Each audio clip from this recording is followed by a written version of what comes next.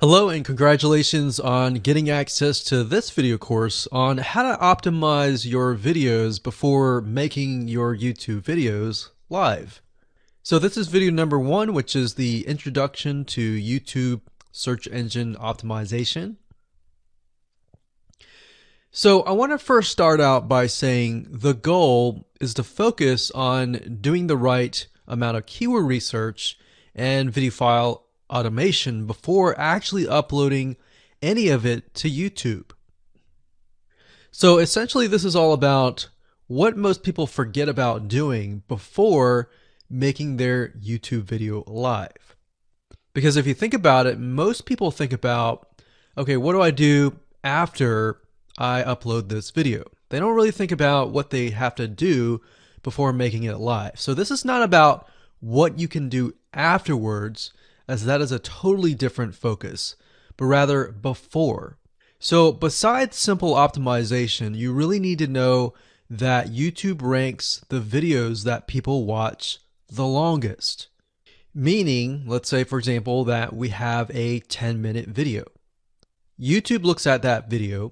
They look, yes, at the likes, dislikes, and comments, but they also look at, okay, do people actually watch most of this video? And based on, let's say, 1,000 views, how many of those 1,000 views actually watched either 50% or 100%, or how many minutes total? 1,000 times how many minutes was watched. So they really look at how long people watch the videos as a whole. Meaning the more viewers and the longer that they watch, that will get you ranked up further and further up. So instead of focusing on, spammy tactics, tons of backlinks, and all of that, our goal here is to really focus on the user experience. So what I want to do now is give you a quick overview of what's inside this video course. This is, of course, video number 1. Video number 2 is going to be about competitive research, or in other words, researching your competitors to kind of get a better idea of why YouTube is ranking those videos. Video number 3, we'll talk about highly searched keyword terms and how you can find those for your product or service or whatever you're trying to promote. Video number 4, we'll talk about your title and your description. Video number 5, we'll talk about video file optimization. So we're going to optimize the actual file, because each file has essentially information in it. And of course, video number 6 will talk about why your thumbnail is important and how to make it professional and good looking. And video number 7 will talk about video length and why that matters. We talked briefly about it just now, but I'm going to dive in deeper in that video. And of course, last but not least, I'm going to give you a secret tip on how to outrank your competitors in video number 8. So before we get started, I want to talk about what you need to have in hand. You're definitely going to need your product or service and an idea of the niche that you're targeting. You also need to have a video that is ready to be uploaded. And with that said, let's move on to video number 2.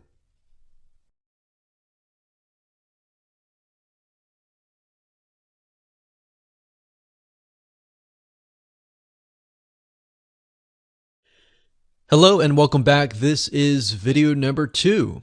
So let's talk about competitive research. You see, the best way to understand how you can rank better is to know what is already ranking in your niche or your market. So what we want to do here is we want to analyze the videos that are on the top. And I want you to specifically look at what titles, what descriptions are they using, and what thumbnails are they using that are eye-catching. And what is the user experience like when you click through those videos? So let's go ahead and do some competitive research. So for the sake of making sure that we find YouTube videos that actually relate to promoting a product what I want to do now is just to pick a product out of the blue and let's take a look at YouTube. So one product that I've been using for a while now, which has been really awesome, is called the Instant Pot. It's basically a pressure cooker that cooks food at a really fast rate. So what we're going to do is we're going to hop on over to youtube.com and we're going to type in Instant Pot and see what we get. So I'm not going to click enter just yet because I'm interested in getting an idea of what kind of potential keywords that we could rank on, or what potential videos that we can create. And we'll talk more about this in the next video. But for now, let's just do some basic keyword brainstorming and then, of course, do some competitive research. So Instant Pot, we got Instant Pot recipes, we got Instant Pot ribs, Instant Pot roast. So let's just click here and see what we get. Now we can see how to use Instant Pot has 316,000 views right here. Instant Pot chicken, top 6 easiest things to cook in your Instant Pot. Perfect for beginners. All right.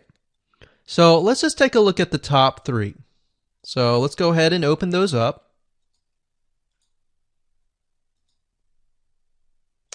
And let's analyze them. So the first one is this one here. And let's pause the video. We'll skip the ad. All right.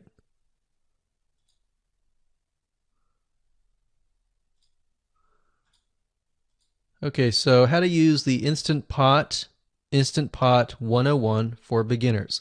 So if we think about the type of audience that the Instant Pot attracts, it attracts somebody who has a busy life, who may be a beginner at cooking and just wants a quick and easy meal done fast.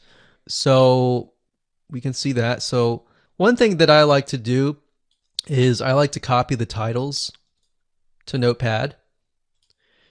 Just kind of get an idea of what we're dealing with.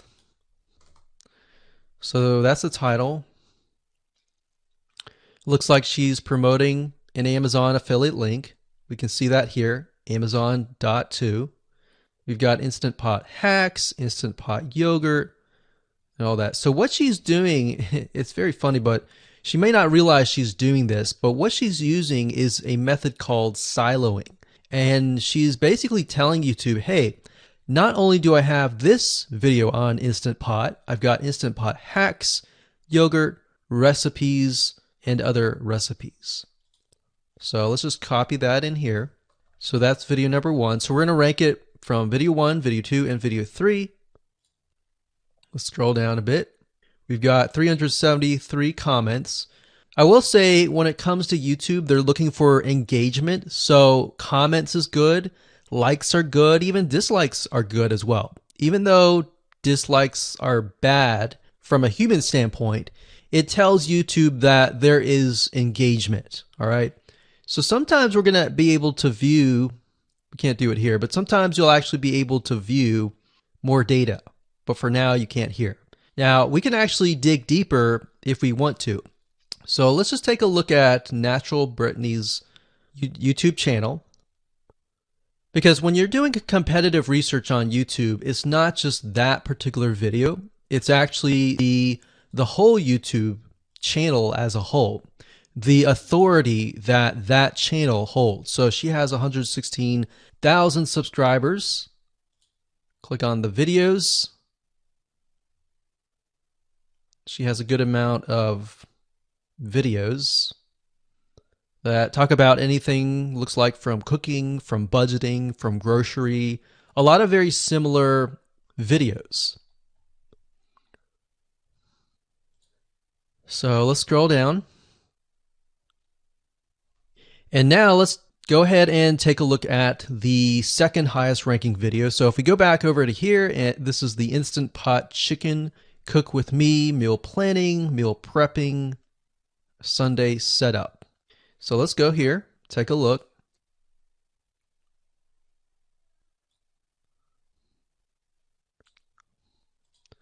Okay, let's see here. So it's a 20-minute video, all right? And it has 658 likes, 5,000 views. If we take a look at this video here, this has 320,000 views and 7,000 likes. Now, notice how it says 13 minutes here, and notice how it says 20 minutes here. We'll go back to this later on. All right, so we'll talk more about why a certain amount of time of your video is important, why the timing is important.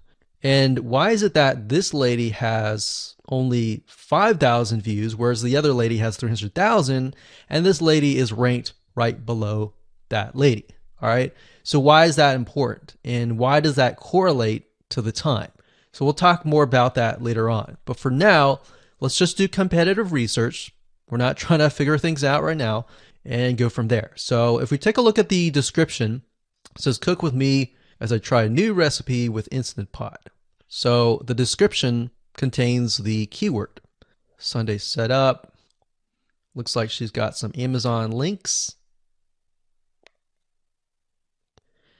And if we think about Instant Pot, who could it be targeting? All right, so this lady calls out people who are trying to prep on Sunday. So if we can get an idea of who it's targeting mothers, it's targeting people who are busy, who maybe only have time on Sundays to set things up. And chicken is a common thing, so maybe she's getting a lot of clicks. We don't know exactly, but we know that the headline and the description work together and getting clicks. All right, back over here, this is the third one. So let's take a look at this one. So this one is 8 minutes, but it has a lot more views than those other two videos, but it's shorter. It's shorter, but it has longer amount of views and is third. It's got 11,000 likes and 633 dislikes. If we scroll down, we can see that it has more comments than the first one. So why is it that the first one is number one and this one is the third one and it has more views and more comments? Well, we don't know exactly why, but I have a hunch as to why that is, which we'll talk more about ranking and what Google and YouTube is looking for later down the road. So that's that. Let's just copy that title. And I'm going to go ahead and pause this video and we'll copy and paste that information to the notepad. Okay, so I went ahead and copy and paste the information. So this is video 1, this is video 2, and this is video 3 down below.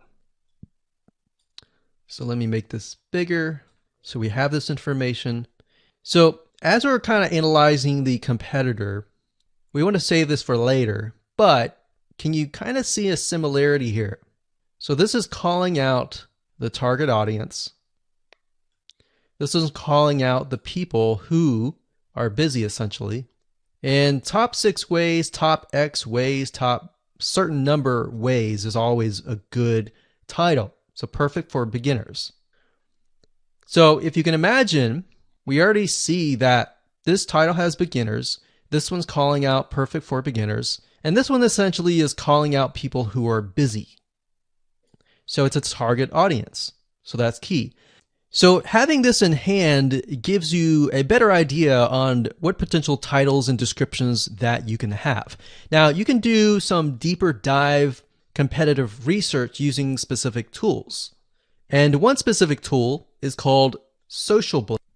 So that's socialblade.com, as you can see here. And I like to use this to kind of get a better idea of the YouTube channel as a whole. Because what you're trying to figure out is, did this person rank because their channel as a whole has a lot of traffic? Or did this person rank simply because of the titles and the description? So there's many factors that come involved, but let's take a look at Naturally Brittany. So let's go ahead and copy this. And you basically want to come here and type in the username of the YouTube channel. So we'll go ahead and click this here. Okay, so we can see here that this is naturally Brittany, 116,000 subscribers. She's got 19 million video views. So that kind of gives us an idea of how easy it is to break through. Is it easy? Is it going to take a little bit work or what? So let's just go ahead and open her up, and let's do the same thing with the other videos. So this one is marriage and motherhood. We got that here. So she has 7 million video views. So it's about half of what we saw earlier. And this one is called Six Sisters Stuff. And this one has about 9 million video views.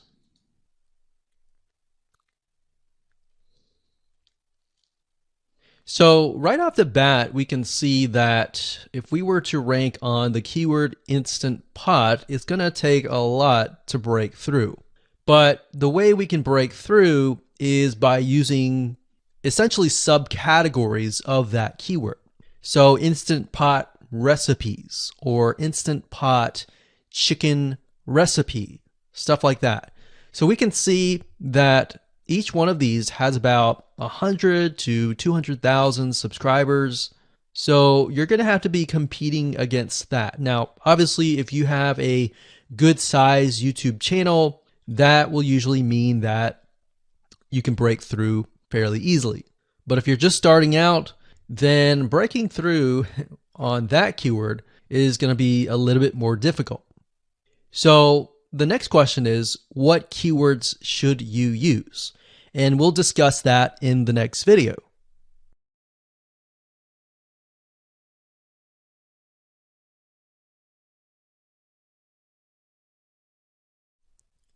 Hello and welcome to video number 3.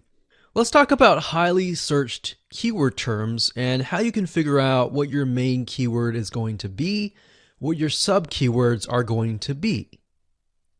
So one mistake that we see that many YouTubers make is simply making their own title and description. I mean, it's natural, right? But instead of deciding what you think will work, why not use what is already working and do some simple keyword research that's not going to take a lot of time, and this way you'll be able to have the right information that will help you rank on the right keywords. Now the big question is, well, how do I find these keywords? So the best way to find highly searched keyword terms is to look at the Google suggested keywords. And they are suggested for one reason, because they are used a lot. So let me show you how to find them and what they look like. Okay, so from analyzing the previous videos with the top 3 videos to kind of get an idea of what the titles were, what the descriptions were, if we look at the 3 and we refer back to this, the question is, what are the commonalities between the titles? Obviously the keyword Instant Pot, but we also notice that the top one and the third one, they all have the keyword beginners. So beginners in Instant Pot. Instant Pot for beginners, all right? So if we go back up here and we go to youtube.com and we type in Instant Pot, what do we get?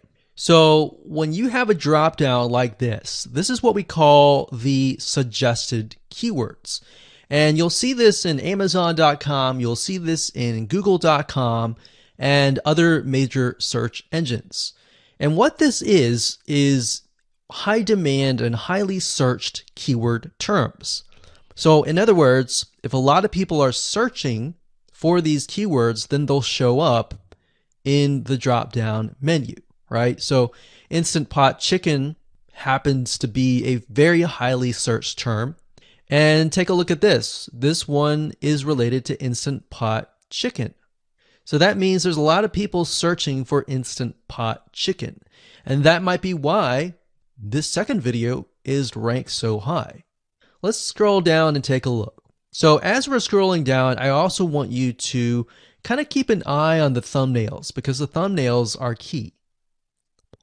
So we got top 6 easiest things to cook in your Instant Pot. And I'll say, as an Instant Pot user, I really didn't know what recipes were out there that would fit the Instant Pot.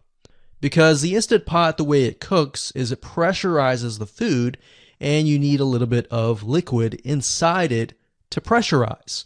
So what I was doing is I was looking for recipes that were specifically made for the Instant Pot. So a lot of these people that are coming here, they don't know. They're just looking for recipes. So the 30 Instant Pot recipes gives people an idea. Oh, okay, I've got 30 recipes that I can pick and choose from. So if you scroll down, it says Instant Pot Ultra. All right. So if we go back here, so Instant Pot Chicken is definitely a top one. Instant Pot Spaghetti, how to use an Instant Pot. Instant Pot Cheesecake, Yogurt, Pho, Beef Stew, Whole Chicken, Rice, and Instant Pot Pot Roast. So these are highly searched keywords. Now let's hop over to Google and see what we get. Do we get the same thing? Do we get something different? So if you go to Google and you type in the same thing, Instant Pot, we can see that we've got Instant Pot recipes, Instant Pot chicken. So notice that the chicken and the roast beef or the pot roast seem to appear both in Google and in YouTube. So whenever you see that, that's a good sign, because you got to understand people searching in YouTube are very different than people searching in Google. They don't show the exact same thing. But if they do, that gives you an idea that if you rank on that term, that you will be able to get traffic from Google and YouTube. Okay, so let's go back here. So Instant Pot Chicken. So let's just do a search and see what we get. So another place to find the Google suggested keyword terms is to scroll all the way down to the bottom. So there we go. So Instant Pot recipe. Now these are specifics, all right? These are searches related to Instant Pot. So people are looking to buy Instant Pot Amazon. So let's just type in Instant Pot Chicken and see what else we get. So if you notice, when we type Instant Pot Chicken, it gives you a more detailed view of the other keywords that are related. So for example, Instant Pot Chicken recipes, chicken and rice, chicken noodle soup, chicken thighs, chicken bog, chicken breast recipes, chicken wings, and chicken and dumplings. So let's go over here and see what we get. So Instant Pot Chicken recipe, wings, noodle, biryani, thighs. So a lot of these are actually appearing that are the same. Okay, so moving on here, we've got Instant Pot Chicken. Now let's take a look at what we have here. So what I would do is I would do the same thing, the competitive research. Now, if you notice here, the Six Sisters stuff, it's a different video, but it's a similar video. Now this video is different. This lady is the same. And that's another thing. So if you rank high on the main keyword, then you could potentially rank on the other smaller keywords as well. So that gives you an idea that of what content to create and what keywords to target.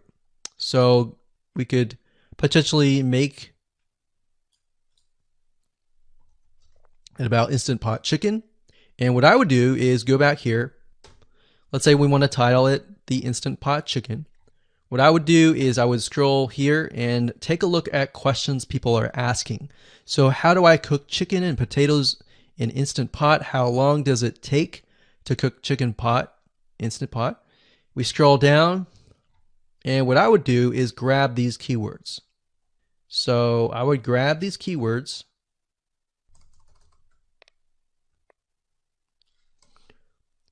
So what we want to do is we want to have a main keyword, and then we want to have sub keywords. So the main keyword here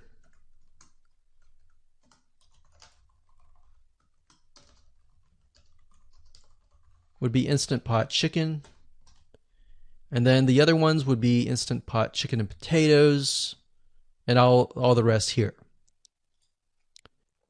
So having these in hand will give you a better idea on how to go about creating your titles and your descriptions so that you can target specific keywords and that you're not like any other YouTuber who is simply making up titles and descriptions just out of your head.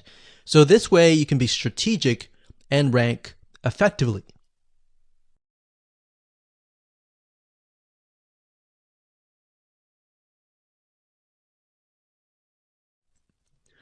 Hello and welcome to video number 4. In this video, we're going to talk about your title and your description. So let's take what you have gathered in the previous video and let me show you how to properly create your titles and descriptions. So when it comes to creating titles and descriptions, we simply need to do what we did in the previous videos, which was the competitive research. And as you can see here, we have the videos 1, 2, and 3, the top number 1, number 2, and number 3. And of course, we have the main keywords. So we have this main keyword here. So that's definitely going to be in the title. And then of course, if you noticed, the target audience was beginners. So essentially what you're noticing here is that people are calling out the audience, and then of course they have the keyword in the title itself. And then of course you want to make sure that title, main keyword, and target audience is also going to be in your description. Now what I like to do is I like to go look at magazines in that niche. It doesn't necessarily have to be exactly, in this case, Instant Pot, but it needs to be somewhat of that genre. Now, one thing that I noticed was when we took a look at the Instant Pot chicken, you could write out something like top 6 easiest things. So instead of things, you could say chicken recipes or pot roast recipes to cook in your Instant Pot. Or you could say something like Instant Pot chicken dash top 6 easy recipes, or you could use a number. People like numbers, especially knowing that somebody gets an Instant Pot for the sake of saving time. You could say top 6 easy chicken recipes that take less than 30 minutes. Now obviously that's a little bit long, so let's head on over to Google here. So like I said, I like to use magazines. Magazines do a great job in creating titles. So as you can see here, I typed in Instant Pot magazine, and to the right you'll notice that there's Instant Pot all-time recipes. So let's just go ahead and open that in a brand new window like so. So it looks like we have to pay, but let's just go ahead and click the free sample. So we can see Instant Pot's all-time best recipes. So you could do something like all-time best chicken recipes, or Instant Pot dash all-time best chicken recipes, or all-time best chicken Instant Pot recipes. So obviously here we're not going to copy word for word because that's plagiarism, but we're going to use something different. We're going to tweak it around. What we're looking here is for headlines. So let's go back here. So it says Everyday Instant Pot, 115 delicious, family friendly pressure cooker. So we can say Everyday Instant Pot, colon, 6 delicious family pressure cook recipes. So Everyday Instant Pot chicken, as long as the word Instant Pot chicken is in there. So we got 66 Instant Pot recipes that put your pressure cooker to work. So we could say something like 6 Instant Pot chicken recipes that take less than 15 minutes. And yes, believe it or not, Instant Pot can literally cook something like a pot roast within less than an hour, or sometimes half an hour. Because it's a pressure cooker, it cooks a lot faster. So that's what I like to do, is I like to take a look at magazines. So it doesn't necessarily have to be Instant Pot in this example. It can be another food magazine. So essentially that's how to create the titles. As far as the description goes, if you take a look at what they've written here, the first one that's ranking really well, as you can see here, we've got Instant Pot 101 for beginners. So you'll notice that they are trying to target the keyword Instant Pot 101 for beginners. So they've stated that in the title, and they've also put it in the description. So it says everything you need to know about how to use the Instant Pot in a beginner Instant Pot recipe. So notice that they use the keyword beginner Instant Pot twice. And then, of course, they got Instant Pot hacks, Instant Pot yogurt. And what they're essentially doing here is they're linking to other related videos. Now, Google's smart enough and YouTube's smart enough to have an algorithm to read the description and think, okay, they've got other videos that they've created that are related to Instant Pot. This video must be good, or this channel must have a lot of relevant information. So we're going to rank it a little bit higher because it's going to give people what they want to see. So now we look down here, it says Instant Pot chicken. So this is the lady who is ranking really high on Instant Pot, but also Instant Pot chicken. So it says cook with me as I try a new recipe with my Instant Pot. So we can see the keyword Instant Pot here. And as you can see, the description is really written for the user, but it contains the keywords that are necessary. So you don't need to write something like Instant Pot chicken or something that's just a bunch of garbled information. You want to make sure that the title and the description attract people first and foremost, and then embed the keywords within. So the third one, we've got top 6 easiest things to cook in your Instant Pot, perfect for beginners. So it says, today I'm sharing with you the 6 easiest things to cook in your Instant Pot. So you can see here, the title is here, but the title is also in the description. It says, now these are perfect if you are just starting out or even had the Instant Pot for a while. So you can see the keywords that are embedded, but it's really written for the user. And that's the way it should be, because the title and the description will actually show up in the YouTube search engine, as you can see here. So we've got the title, we've got the description. So we want to make sure that the first sentence in your description is catchy as well.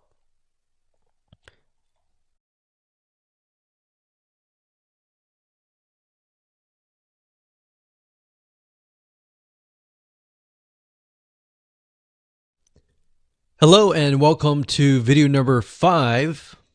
Let's talk about video file optimization.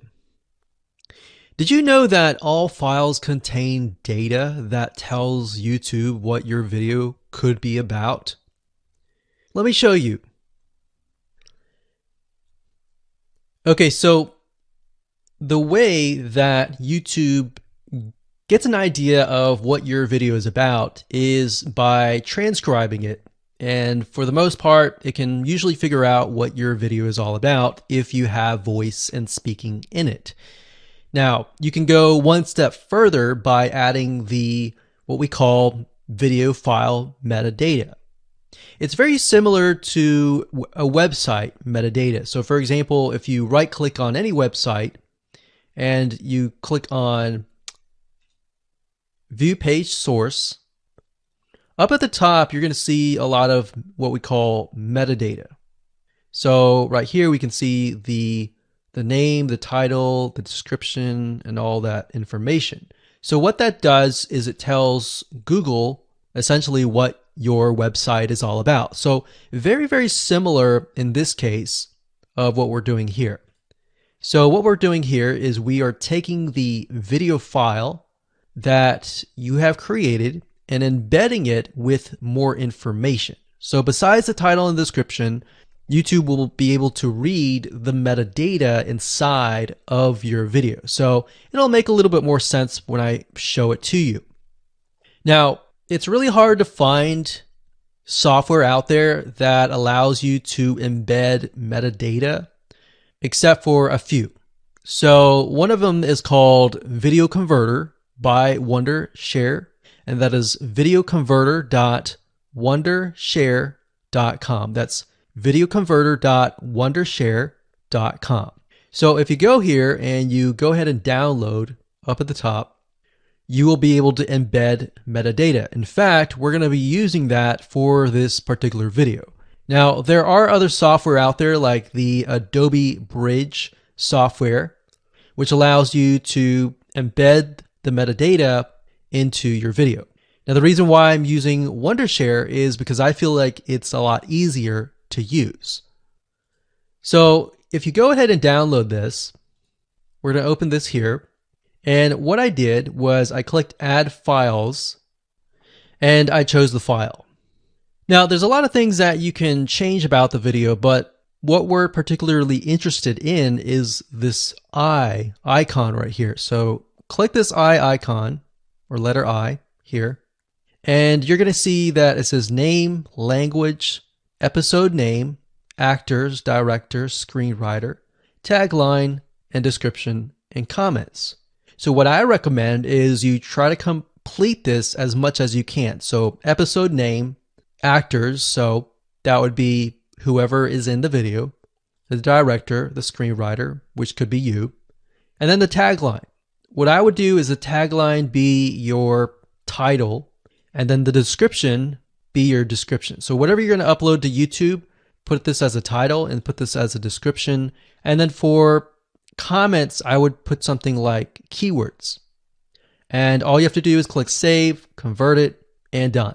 That's the reason why we're using Video Converter, because it's just so much easier. With Adobe Bridge, it's easy too, but there's a lot of more options and very easy to get confused. So once you're done with that, you save the video. Your video has the metadata inside of it, and all you have to do is simply upload it to YouTube, and that's it.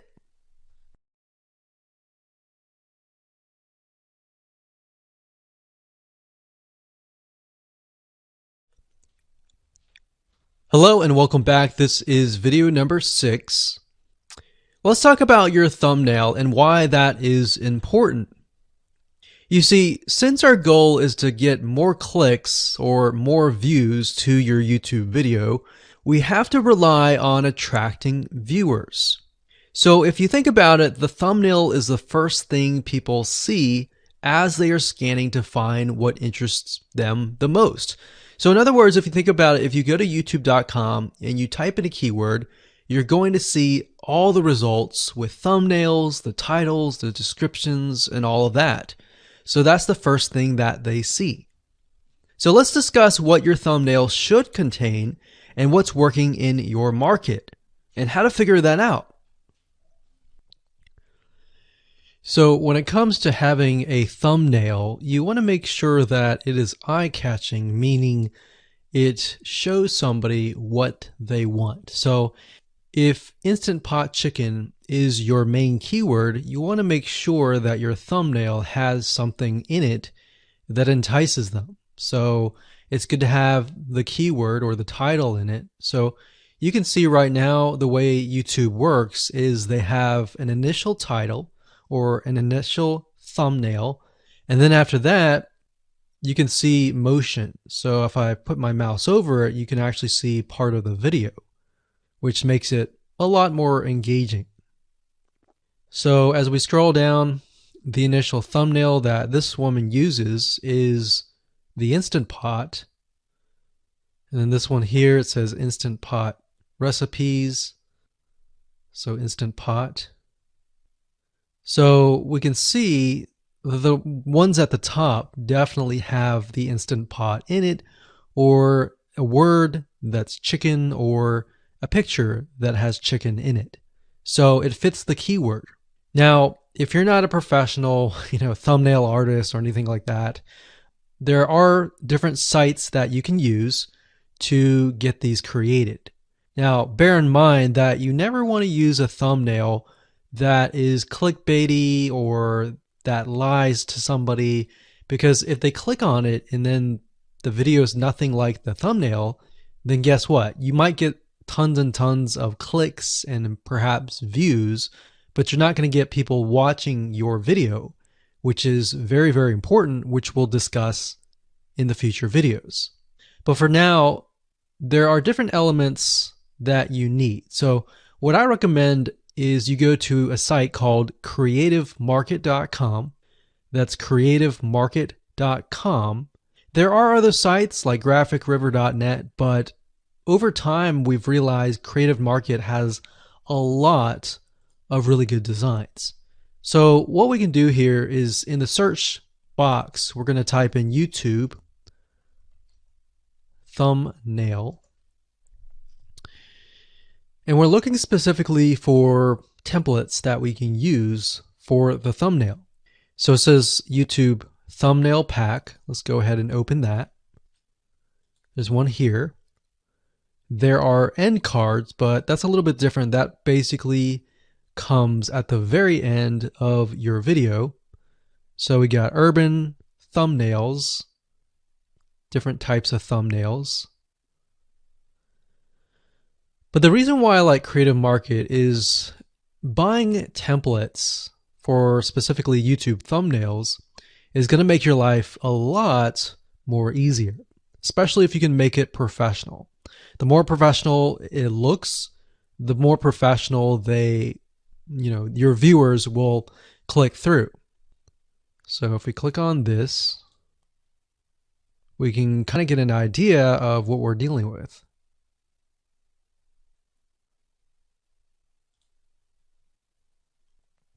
And here's more thumbnails here as well. Now, over time, we've realized with YouTube thumbnails, more and more designs are becoming minimalistic, meaning it's not too fancy, but it's got just enough information to tell the person what it is all about.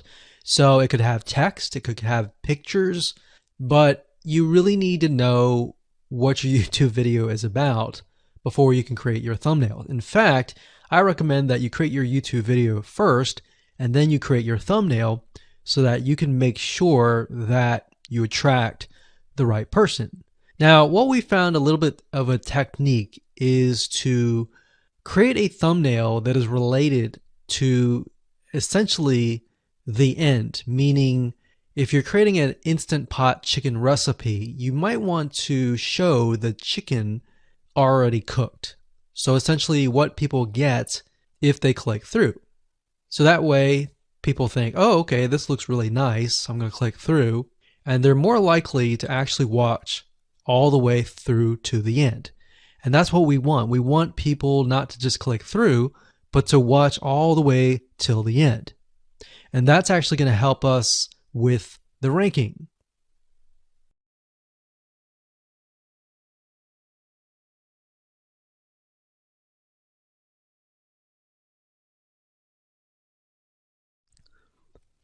Hello and welcome to video number 7. Let's talk about video length in more depth. So the big question is, how long should your video be? While yes, most folks have said that your video should be short due to attention span, and that's something that we've talked about in the past, and that definitely worked in the past, and that still is true that people's attention span are short. But today, in terms of YouTube, your video length should be longer, and here's why. Did you know that YouTube ranks your video based on how many minutes your viewer watches? We talked briefly about this in video number 1, but I want to talk about why that is the case. Statistically speaking, most people that we have found, based on statistics that we have seen in YouTube, most people watch about 50% of a video. Even the people that are interested in a video, they watch 50% of a video. So if that, in this case, is a 5-minute video, an average viewer is only going to watch about 2.5 minutes. Now, here's why that is important. If you're competing against someone who has a 30-minute video and their viewers watch 15 minutes, which is about 50%, well, guess what? Even if they can have less viewers than you, they're going to beat you because they have a longer video. So if you got the 2.5, they've got the 15 minutes, they can send less people and still beat you. And YouTube will favor them in the end. Now that, of course, is assuming that the views are legitimate and people are actually watching. And that's why user experience is so important. So to give you some real life practical application, let's hop on over to YouTube and I'm going to show you proof that this works. Okay, so let's take what we learned and what we just discussed and apply it to some real life practical application. So if we head on back over to youtube.com, we type in the keyword Instant Pot recipes, we can see this one, and this one. So let's go ahead and open these up. So we got this one, and this one. So that's 1, 2, and 3. The first one has about roughly 8 minutes or 9 minutes. We'll say 9 minutes. The second one has about 27 minutes. And the third one has about 20 minutes. Okay. So essentially the second and third have about double the amount of time. So like we talked about, most people watch about 50% or less, and then they quit. That's the average, right? So if that's the case, this person here, even though they have more views, see that? 800,000 views, even though they have more views, they're competing with somebody with a 30-minute video. Essentially, it's 27 or 28, but close to 30. So if we round that, we'll just say this is 10, this is 30, and this is 20. All right, so let's keep it at even numbers. So if that's the case, there's 4 minutes here, 15 minutes here, and 10 minutes here. So this means that the person with the less amount of minutes, they're going to need a lot more views and a lot more people watching it.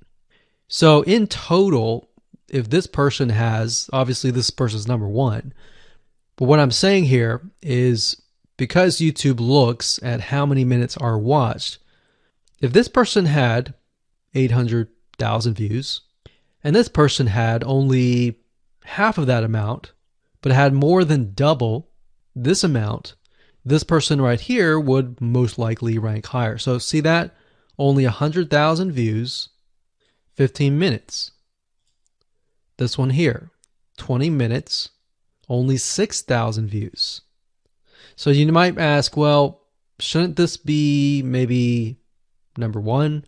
Not necessarily. If we really look at it, so we've got 800 times 4 minutes, and that's not going to be exact. I mean, we could even take 500.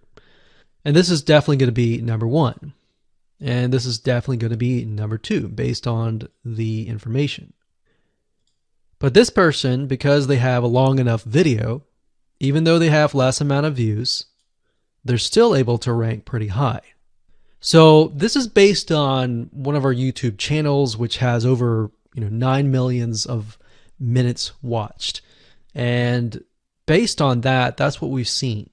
Now, there's other factors like likes, dislikes, comments, and other things like that, titles and descriptions. But that's a big, huge ranking factor because it legitimately tells Google and YouTube, hey, this YouTube video is legit. Not only people are clicking on it, they're actually viewing it. And they're viewing at least about 50% on average. So that's why the video length is important. Now, you don't want to make a long video just to make a long video. You want to make a video that has really good content. And that's the goal. It's not based on spammy backlinks or anything like that. It's based on providing real value.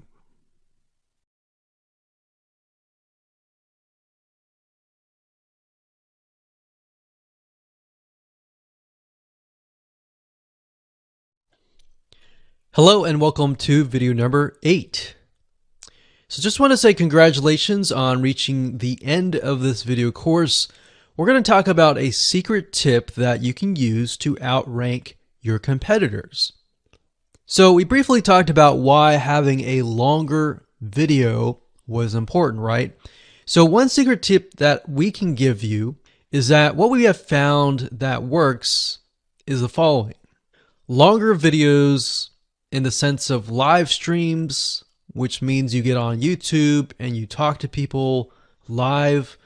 You have webinar replays and videos where people expect them to be longer. So in other words, people are expecting these to be longer. If you make a normal video that people expect to be 5 minutes and you make it an hour, then you're not really going to hit that 50%. But when you have a live stream or a webinar replay, usually people typically expect it to be at least 1 hour. So because people expect it to be 1 hour or longer, they expect to take time out of their busy schedule to actually watch your longer video. And what we found is these work really well compared to the average video. So let's discuss what you need to do in terms of software or even web applications that you need to create live streams and webinar replays. So in order to create a YouTube live stream, you're going to need to have a broadcasting software. There are many. You can go to YouTube and type in live stream, how to set it up, and there's a lot of videos on that. But this is one particular one that we have used and that has worked really, really well for us. It's called Open Broadcaster Software, and it's free, best of all. And that is located at obsproject.com. So as you can see here, there is versions for Windows, Mac, and Linux. So it's simply as easy as downloading and you can start streaming. So the reason why you need this software is basically what it does is it connects to the YouTube live stream system, and when you're ready, you click record and you're good to go. Now, I'm not going to go in depth on how to use this product just simply because there are so many different options and so many different ways of using it. Now, like I said, the tip is when outranking your competitors to have longer views. This is good for kind of a face-to-face talking head type long video. Now, if you want to use a camera, you can do that. If you want to do something like screen capture, meaning you're going to show your screen, then you're going to want to use something like GoToWebinar. And you can go to gotomeeting.com/webinar to do that. Another tool that we have used, which as of now, it is free, and who knows, it could change. So GoToWebinar does cost money, but it's a nice way to kind of engage with people. So this is the route that I would go if you are engaging with people. If you're not engaging with people and you're simply doing screen capture, there is a tool called Use Loom. Let me show it to you. So useloom.com. Loom is essentially a Chrome plugin. And what it does is it allows you to record your screen. It's super easy to use. In fact, it's super, super fast. It's so fast that you can literally start recording, and within seconds when you're done, you'll have the video in hand. And you can download the actual video file to your computer really fast. So those are the 3 options that I would go to, and really depends on the avenue that you want to take. So like I said, create a longer video, but just don't create any content. Make sure that the content is valuable, because you want to make sure that people watch all the way through, or if not, watch at least 50%.